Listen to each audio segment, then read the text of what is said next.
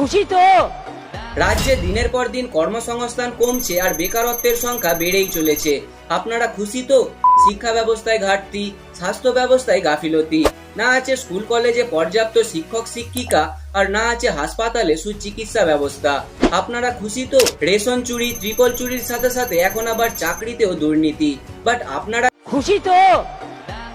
আগের বছর দুর্গাপুজোতে 85,000 এবং এবছর এক লাফে 1,10,000।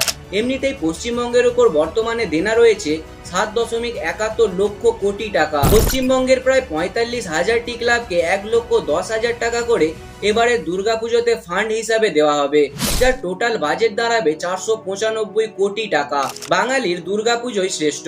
মা দুর্গা আসছেন খুবই ভালো কথা, বাট রাজ্যের মা বোনেরা কি আদৌ সুরক্ষিত? এই অর্থ ক্লাবগুলিকে দেওয়ার থেকে রাজ্যের শিল্প, শিক্ষা, স্বাস্থ্য ও উন্নয়নের পেছনে লাগানো উচিত কিনা আপনার মতামত অবশ্যই জানাবেন।